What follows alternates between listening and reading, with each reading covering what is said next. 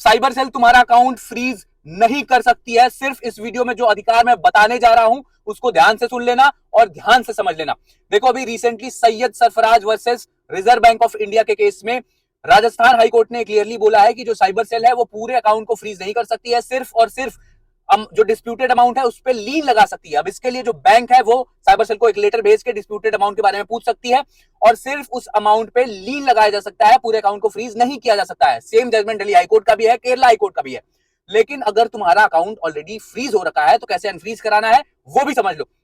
देखो, दो तरीके से फ्रीज लगाया जाता है। अगर लेयर 1, 2, 3 में तुम्हारा फ्रीज लगाया गया है तो बहुत चांसेस होते हैं कि 318 चीटिंग और आईटी एक्ट के अंदर एफआईआर भी हो रखी हो। दूसरा होता है नॉर्मल फ्रीज, जो कि लेयर 7, 8 में हो सकता है। अगर नॉर्मल फ्रीज है तो परेशान होने की कोई जरूरत नहीं है। एडवोकेट से कांटेक्ट करके तुम नोटिस साइबर सेल को भिजवा सकते हो। 15 दिन के अंदर अगर तुम्हारा अकाउंट अनफ्रीज नहीं होता है तो लोअर कोर्ट को अप्रोच करके तुम वहां से ऑर्डर ले सकते हो और इजिली अपने अकाउंट को अनफ्रीज करा सकते हो।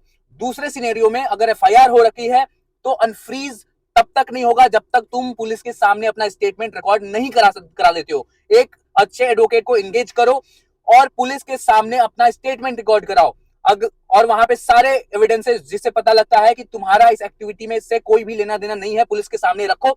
अगर पुलिस इसमें अरेस्ट करने का सोच रही है तो एक एडवोकेट के थ्रू तुम एंटीसिपेटरी बेल लगा सकते हो। बेल मिलने के बाद तुम स्टेटमेंट पुलिस के सामने इजिली रिकॉर्ड करा सकते हो और अपना अकाउंट भी अनफ्रीज करा सकते हो।